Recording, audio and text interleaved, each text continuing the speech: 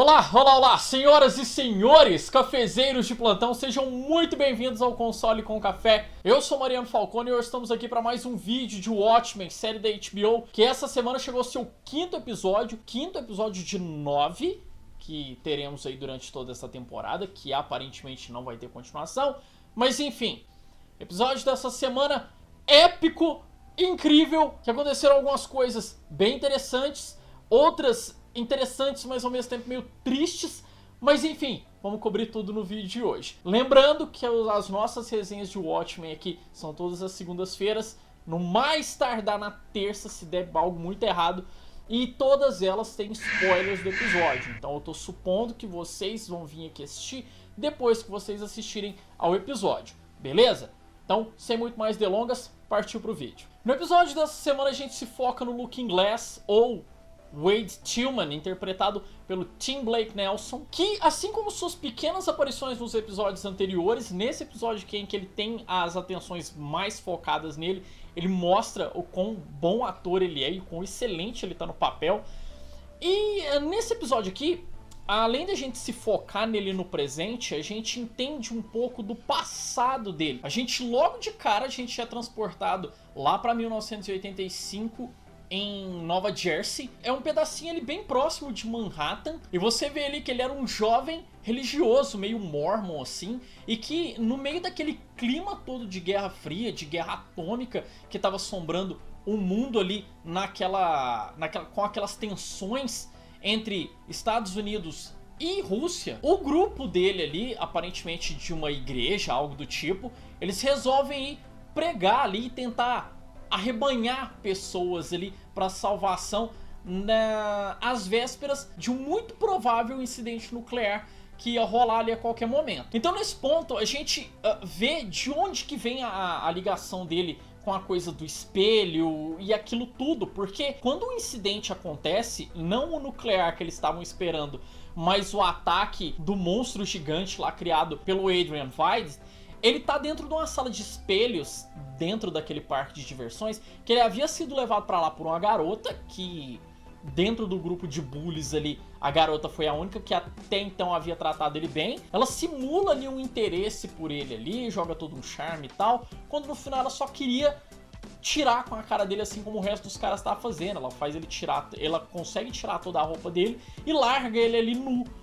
E aí, ele escuta aquela explosão, os espelhos todos se quebram e quando ele acorda, ele, ao sair ali daquela sala, ele descobre que tá todo mundo morto ali, sem entender muito bem o porquê. E aí, de alguma forma, isso reverberou na vida dele de forma que assim, e não tem como culpar ele de forma alguma, que depois daquele ataque, muito provavelmente ele sobreviveu por causa dos espelhos na cabeça dele.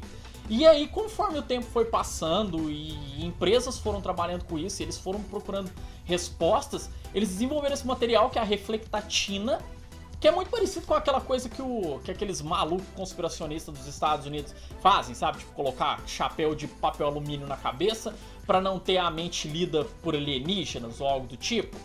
Então, ele faz isso porque aparentemente naquele universo ali, eles acreditam que a reflectatina protege ali o cérebro de explosões cósmicas, que foi o que matou a maioria das pessoas ali quando houve o ataque daquela lula gigante. Isso não só se refletiu na máscara que ele usa, como no fato dele utilizar aquilo o tempo todo na cabeça. Quando ele não tá com a máscara, ele tá usando na vida civil dele aquele boné, e dentro do boné ele revestiu ele com reflectatina também.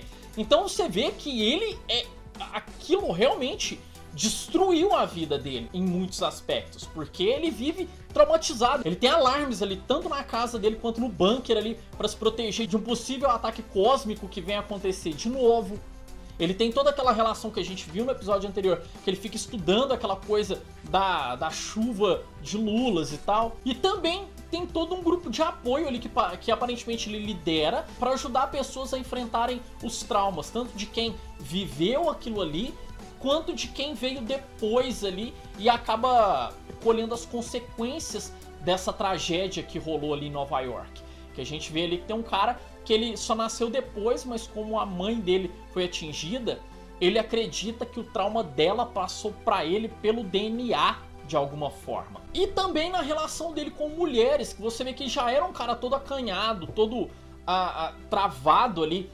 Muito provavelmente porque ele já era tímido e além disso ele também era um cara muito religioso. Então você vê que ele sempre teve essa coisa de acreditar em algo maior, em algo diferente, seja por um lado ou seja pelo outro. E você vê que aquele trauma que a garota trouxe pra vida dele ali, de ter largado, de ter fugido com as roupas dele, largado ele pelado ali dentro, isso levou pra vida inteira, tanto que mais pra frente a gente vê ele conversando com a ex-mulher dele. Ela fala que ela ficou durante 7 anos tentando convencer ele de que ela não iria embora com as roupas dele e largar ele pelado sozinho. Um outro aspecto dessa questão de surto dele, dessa paranoia que ele tem, é que nos alarmes que ele tem lá, você vê que ele estragou um dos alarmes porque ele fica fazendo aquelas simulações com muita frequência. Quando ele liga pra poder pedir outro e reclamar que o dele estragou, você descobre que o período mais curto de tempo recomendado seria a cada 6 semanas no mínimo. E aí ele faz tipo umas 4 vezes por semana, sabe? Ele faz direto, diariamente se deixar. Então você vê que ele é realmente atormentado com tudo isso. E a vida dele gira em torno disso. Ainda falando desse aspecto de medo, o nome do episódio reflete bem isso, que é Little Fear of Lightning, que é uma frase do Júlio Verne, um dos mais renomados escritores de todos os tempos, aí, autor de Viagem ao Centro da Terra e tal, em que ele em um dado momento comenta que se não houvessem trovões, as pessoas teriam pouco medo de relâmpago. Mais pra frente no episódio a gente vai ver que essa questão do medo como forma de controle das pessoas, assim como Ozymandias já usou isso lá no passado e a gente viu nas HQs, e a gente vai ver novamente mais adiante nesse episódio, a gente vê que o medo como forma de controle ele já se tornou quase que uma coisa institucionalizada ali naquele universo. Não só naquele universo, a gente sabe, mas esse não é o ponto, a gente tá falando da série aqui. Na vida privada, na vida... como é que a gente vai dizer? Na vida civil do Wade, por assim dizer, ele trabalha ali fazendo análise faciais das pessoas ali em aspectos comerciais. Então empresas contratam ele para que ele possa analisar a reação das pessoas aos comerciais, às propagandas, aos produtos deles ali, para ver se aquilo vai dar certo ou não. E é em uma dessas partes que a gente vê que existe toda uma parte comercial ali que eles estão tentando alavancar novamente a Nova York, porque aparentemente desde o ocorrido em 85 as pessoas não ficam indo mais lá, seja por turismo, seja para morar lá. Aparentemente ficou um lugar em que as pessoas têm medo de viver por causa daquele trauma ali. E aí o Looking Glass, quando ele volta ali pra delegacia em um determinado momento ali, antes de buscar as pílulas lá que a Angela pediu, pra que ele pedisse pra ex-mulher dele analisar e ver o que era, a gente vê uma cena bem legal dele com o Red Scare, em que o Red Scare tá comendo um sanduíche e tá com alface dentro do sanduíche.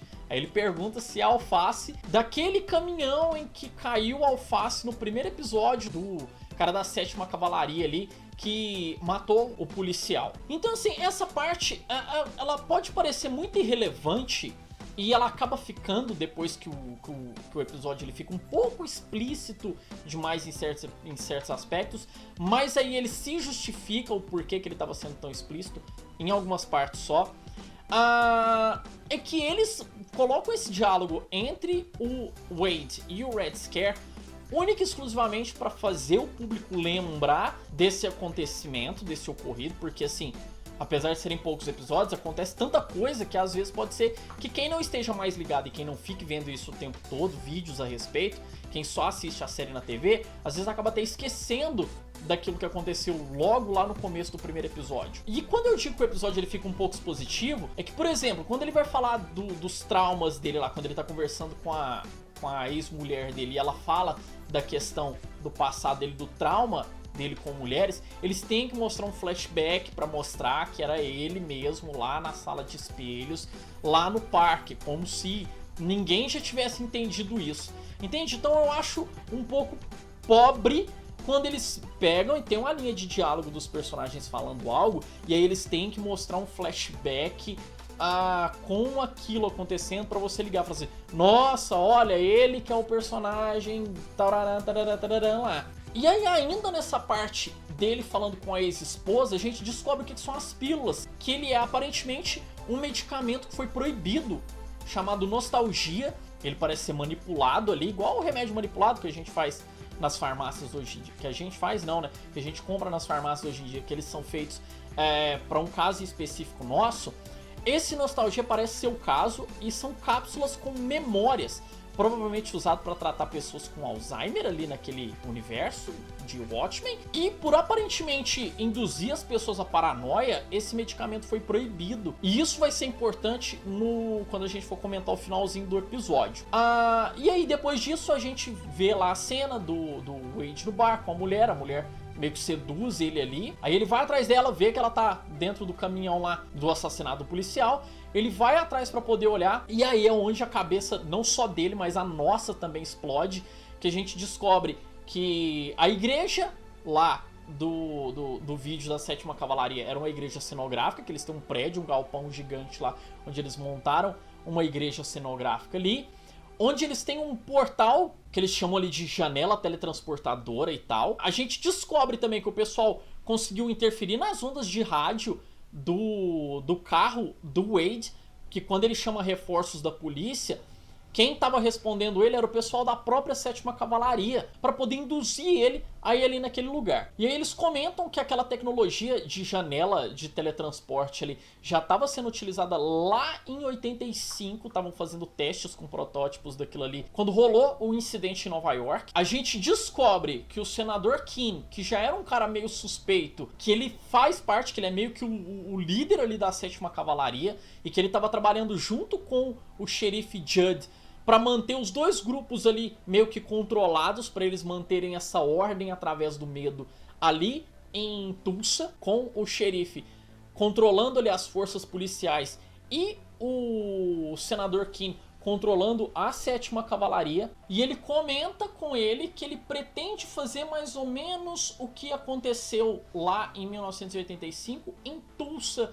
de novo. Só que não deram detalhes do que é, do que eles vão teletransportar para ali. Você vê que eles estão fazendo testes ali com bolas de basquete, provavelmente para poder ver o raio em que aquilo ali consegue teletransportar coisas, para onde que vai, se eles conseguem ali de alguma forma prever para onde o objeto que eles forem teletransportar vai sair. E aí é o momento em que o senador faz uma proposta pro Wade que é para que ele tire a Angela de circulação ali durante uns dias, em troca dele mostrar essa verdade ali pra ele, que iria acabar com os traumas de vida dele. E é importante a gente falar dessa proposta do senador, porque você vê que assim, que ele dá uma opção pro Wade não precisar matar a Angela, e nem que ele precise pedir pro pessoal ali da cavalaria fazer esse serviço sujo contra ela. Porque ele sabe que de alguma forma ela tá envolvida ali, que ela sabe algo sobre a morte do xerife, mas que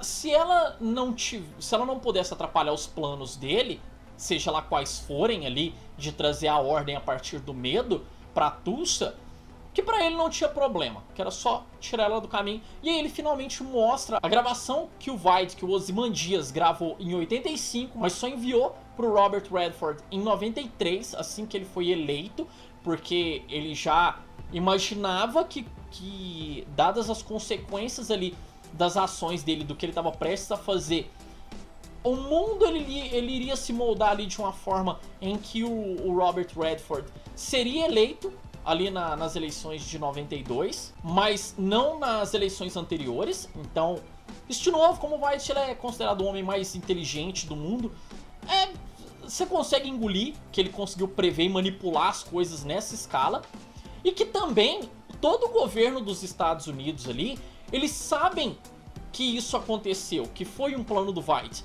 mas que como aquilo aconteceu e deu certo, eles preferem manter essa farsa, porque querendo ou não, trouxe paz pro mundo, não deixou que o mundo fosse destruído numa guerra atômica entre Estados Unidos e Rússia. Então aparentemente todo parlamentar de alto escalão que entra no poder, eles mostram esse vídeo do White para eles conseguirem continuar mantendo aquela mentira ali, tudo sob controle. E que é o próprio governo ali, com a ajuda do White, de alguma forma, fazem até hoje com que aquelas chuvas de Lula continuem acontecendo, para poder parecer que o incidente que houve em Nova York deixou ainda pequenas brechas, fendas dimensionais ali, e que de tempos em tempos esses bichos voltam a ser transportados aqui para a Terra. tudo pra poder continuar mantendo aquela mentira toda ali. E aí a gente vê que o Wade, ele aceita isso, tanto que ele sabe que tem uma escuta no cacto ali em cima da mesa dele, e aí quando ele volta pra delegacia e a Angela vai falar com ele, perguntar sobre as pílulas, ele conta pra ela o que é, do que se trata as pílulas, mas aí ele pergunta pra ela de quem que era, e ela, como ela confia nele, ela fala que é do avô dela e que ele é um homem de mais de 100 anos e que ele disse que havia matado o xerife, mas que por isso ela ainda estava investigando a coisa e não entregou ele. E aí, com essa escuta, a Lori prende a Angela, dá voz de prisão pra ela por ter envolvimento com esse caso e não ter falado nada. E a Angela pega e toma todas as pílulas. E aí a gente vai ver pelo próprio trailer do próximo episódio, muito provavelmente boa parte do próximo episódio, se não ele todo, vai girar em torno da Angela tendo essas alucinações, essas visões do passado ali do Will. Então parece que vai ser bem interessante. O episódio aqui ele acaba com outro cliffhanger enorme, que é o pessoal, que é o Wade chegando na casa dele, ele pegando ali a caixa do alarme novo que saiu e colocando ela no lixo, dando a entender que ele superou o trauma. E a gente também pensa isso. Mas aí depois ele acaba voltando, pegando, indo pra dentro de casa, que afinal de contas, por mais que agora ele saiba do que aconteceu de fato naquele dia, não é assim de uma hora pra outra em que você simplesmente vai perder todos os seus medos. E aí, obviamente, o pessoal da 7ª Cavalaria chega atrás e vai invadir a casa dele pra supostamente matá-lo também. E aí a gente não sabe, como essa série ela não costuma deixar esse tipo de cliffhanger, eu acho que ele não vai morrer. Eu acho que se ele fosse morrer, eles provavelmente teriam mostrado nesse episódio, porque seria muito chocante acabar o episódio com o Looking Glass morto. Então eu não acho que isso vai acontecer. Mas muito provavelmente a gente só vai ter uma resposta sobre isso no final do próximo episódio ou quiçá só no outro. Para o próximo episódio, existe uma grande possibilidade da gente nem sequer ver o Looking Glass. E também no núcleo do Veidt a gente descobre que ele finalmente conseguiu aperfeiçoar a roupa de astronauta lá dele para ser catapultado, sabe-se lá pra onde. E aí a gente vê que ele se lança pra fora ali do que teoricamente é aquele domo que ele tá preso ali. E dá a entender que ele tá numa lua, pelas cores e pela forma do planeta que é mostrado ali. Eu fiquei com a impressão de que ele tá numa das luas de Júpiter. Vocês me corrijam aqui nos comentários se eu estiver errado, se vocês souberem qual que é o planeta que ele tá ali próximo. Parece que ele tá numa das luas de Júpiter. E aí ele usa os corpos dos clones que ele enviou pra lá, que estão todos congelados, pra poder fazer uma mensagem ali, estilo náufrago, pedindo socorro pra um satélite que tá passando ali em volta. Porque aparentemente, assim como a gente imaginava, que eu comentei com vocês no vídeo passado, quem tá fora ali daquele domo, daquele local onde ele tá preso, não consegue ver o local. Aí ele é puxado de volta, a gente descobre que quem puxou ele foi o Game Warden. E que olhando de perto, eu vou até deixar uma imagem aqui na tela pra vocês verem. Confirmem pra mim se esse cara aqui não parece muito com um dos Mr. Phillips ali. Eu acho que ele também é um daqueles clones. Tanto que quando ele diz, o Veidt diz pra ele ali que o criador deles os abandonou, ele tinha razão de tê-lo feito, porque eles eram todos patéticos, todos eles. Então, quando você olha de perto, que ele chega bem perto da câmera, eu fiquei com a nítida sensação de que o Game Warden, no vigia dele ali, ele é um dos clones ali, Mr. Phillips. Então é isso, a essa altura do campeonato a gente não sabe mais em que local no tempo ou do espaço o Adrian tá. A gente só sabe que ele quer sair dali e voltar pra Terra o quanto antes. Mas essa coisa está escalonando muito e eles estão começando a nos dar bastante respostas sobre muitas coisas. Então é isso, galera. Eu espero que vocês tenham gostado do vídeo. Não esqueçam de deixar o seu joinha se você curtiu. Se não, manda um dedão pra baixo aí, não tem problema nenhum. Se inscrevam aqui no canal caso ainda não seja. Ative o sininho para não perder nenhuma notificação. E compartilhe esse vídeo com seus amigos, para que possamos cada vez mais espalharmos o café pelo universo. Vamos começar a pipocar vídeos na tela aqui agora. Se você quiser continuar aqui no canal com a gente, será sempre muito bem-vindo. E como sempre, muito obrigado a todo mundo que ficou até aqui. Um grande abraço, valeu, falou e até mais. Tchau, tchau.